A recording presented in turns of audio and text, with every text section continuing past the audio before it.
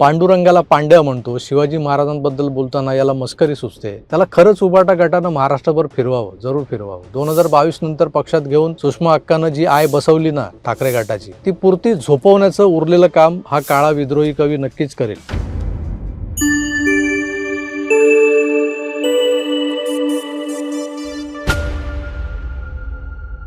शिवसेना हे नाव वापरणाऱ्या महाराष्ट्रातल्या 2 राजकीय पक्षांच्या 60व्या वर्धापन दिनाच्या कार्यक्रमांचं टप्प्याटप्प्यानं विश्लेषण केल्यानंतर एक एक गोष्ट बाहेर येते.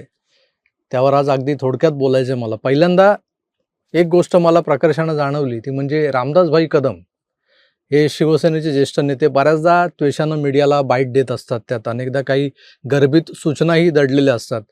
पण त्या सूचना संबंधितांना समजल्यात उमजल्यात असं यापूर्वी फारसं झाल्याचं दिसलं नाही मला. पण यावेळेस भाईंचा एक सल्ला दोन्हीकडच्या नेतृत्वानं ऐकलाय असं दिसतंय. दसरा मेळावा असो की वर्धापन दिन, या कार्यक्रमांच्या व्यासपीठावर फारच गिन्याचुन्या लोकांना स्थान दिलं जातं, निवडक लोकांना. स्टेजवर नसणं आणि असणं यावरून मानापमान नाट्य रंगलेलंही आपण पाहिलं यापूर्वी. तर माजी मुख्यमंत्री मनोहर जोशींना तर दसरा मेळाव्यात व्यासपीठ सोडून जावं लागलं होतं.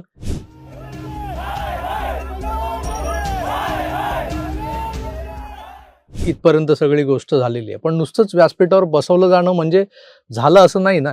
तर भाषण कोण कोण करणार हा देखील मोठा कळीचा मुद्दा असतो. अर्थात त्यात बाजी कोण मारतं, तर जो पट्टीचा वक्ता असतो तो.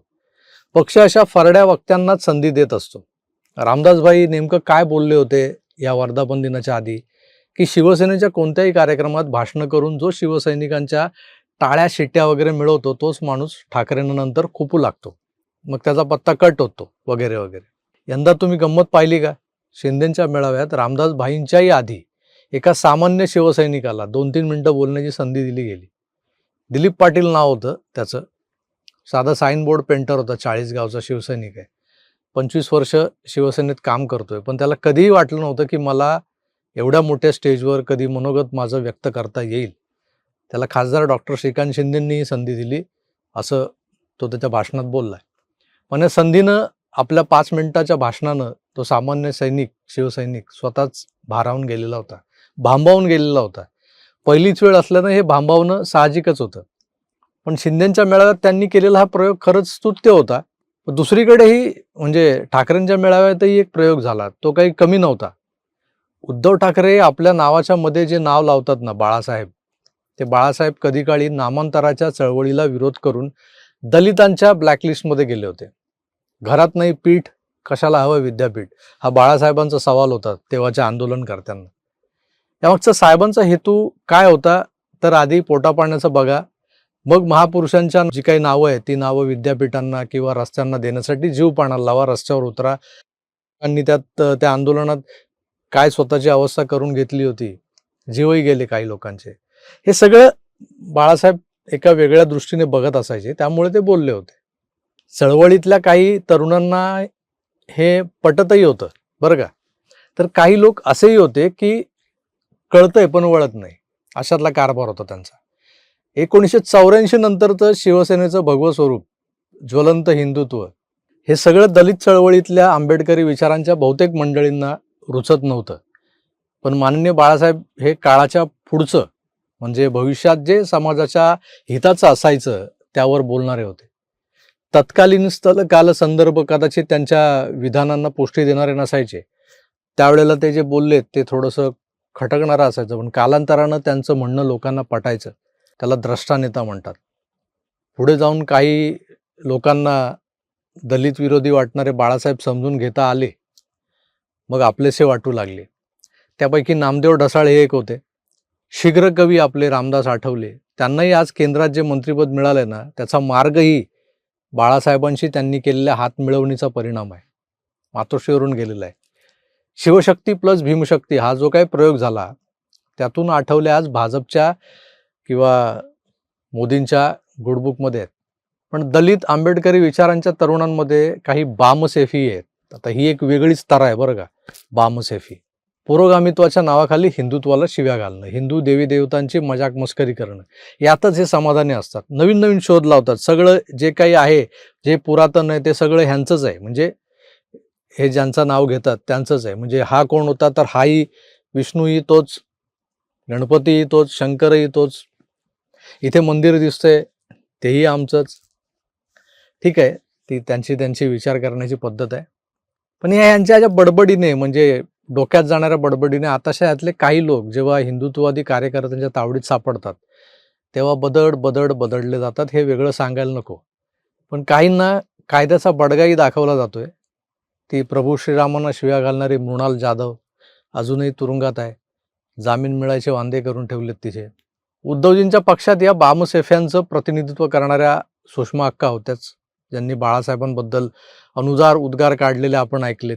पण शालिनी पाटील किंवा वय झालेल्या बाळासाहेब ठाकरेंच्या हातात, म्हणजे 80-85 वर्षाच्या म्हाताऱ्याच्या हातात तलवार देऊन काय उपयोग होणार आहे? हात थरथर करायला लागले.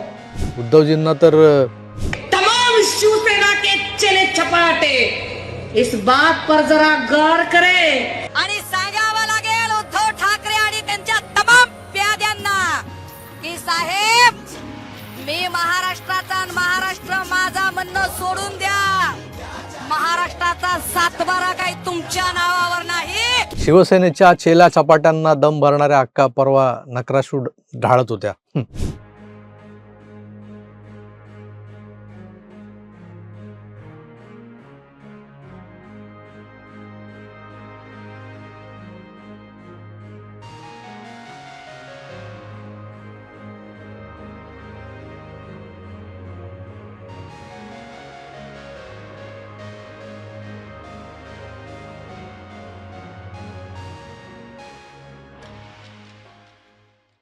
मगरमच्छ के आसू.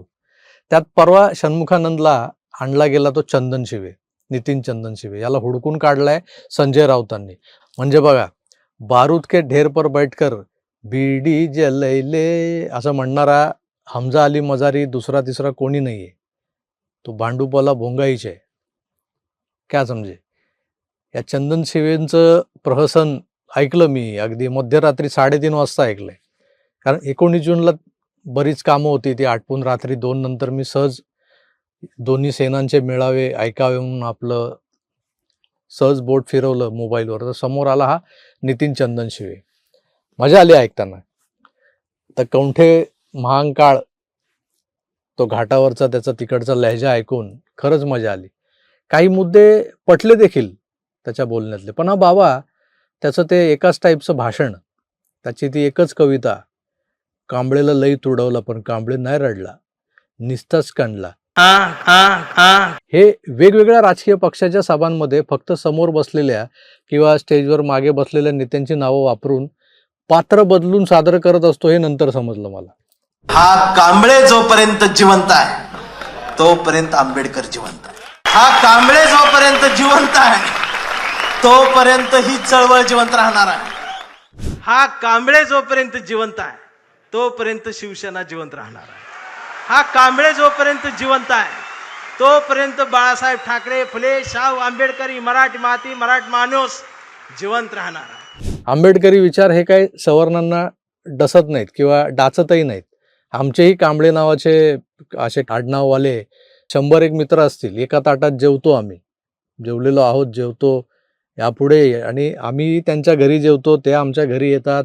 तर जेवढा तिटकारा त्या हिरव्या बांडगुळांबद्दल आहे, यांना कधी आम्ही वेगळं मांडलेलं नाही ना. पण काही पुरोगामी बांडगुळ मात्र आजही हरामखोरपणा करणं सोडत नाहीत. अक्का आमच्या रामाला क्यों रामजी कुछ हुआ की नाही असं म्हणत कॅरेक्टरलेस ठरवायला निघालेली आपण पाहिली आहे मागे. आता हा बरा वाटलेला चंदन शिवे तर विठ्ठलाला पांड्या म्हणतोय. ऐका. पांडुरंगा, आज असं वाटतंय बघ, तुझ्या पायाखालची वीट वडावी खळखळ आणि घालावी तुझ्याच तळक्यात. करावं रक्त बंबाळ तुला. अकांत आणि एकांत काय असतो रे पांड्या, पांड्या. विद्रोही हा एक असा शब्द आहे, इन्व्हर्टेड कॉमा, की त्याच्या आडून मनुस्मृती जाळायला हजारो काड्यापेट्या खिशातून बाहेर येतात. याच विद्रोही कवितेत पांडुरंगाच्या पायाखालची वीट खसकन काढून त्याच्या डोसक्यात हाणायची अशी इच्छा कवीला होते. पांड्या तुझं डोसकंच फोडतो आता, असा हा यांचा आविर्भाव असतो. पण या विद्रोही कवींना तुझं काय घोडं मारलं रे माझ्या पांडुरंगानं असं विचारायची हिंमत आमच्यातले एकालाही होत नाही. एकही माईकालाल करत नाही. कविता ऐकून लय हसलो राव म्हणतो आणि पुढे निघून जातो. हे हसण्यासारखं होतं का ते? चंदन शिवे स्वतःच्या काळ्या रंगाचा सतत उद्धार करून त्याचा ॲडव्हान्टेज घेत असतो, हे जाणवलं मला. या काळ्या माणसाला ठाकरेंनी महाराष्ट्रभर फिरवावा असा सल्ला सोशल मीडियावर जो तो उद्धवजींना देताना दिसतोय मला कालपासून. इतका तो गाजला षण्मुखानंदच्या व्यासपीठावरून. मला वाटतं खरंच हा शिवसेनेच्या व्यासपीठावर असताना प्रबोधनकार बाळासाहेब, आदित्यदादा, उद्धवसाहेब आणि महाराष्ट्र धर्माच्या बाता मारणारा काळा विद्रोही कवी जो वंचितच्या व्यासपीठावरून सुजात आंबेडकरांना मिठी मारतो आणि ती मिठी मारायला मिळाली मला सुजात दादांना म्हणून स्वतःला धन्य समजतो. बघा, मी लय खुश आहे आज.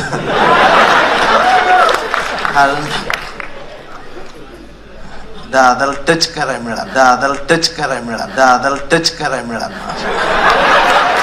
पांडुरंगाला पांड्या म्हणतो. शिवाजी महाराजांबद्दल बोलताना याला मस्करी सुचते. त्याला खरंच उबाटा गटानं महाराष्ट्रभर फिरवावं, जरूर फिरवावं. 2022 नंतर पक्षात घेऊन सुषमा अक्कानं जी आय बसवली ना ठाकरे गटाची, ती पुरती झोपवण्याचं उरलेलं काम हा काळा विद्रोही कवी नक्कीच करेल. लिहून घ्या माझ्याकडून.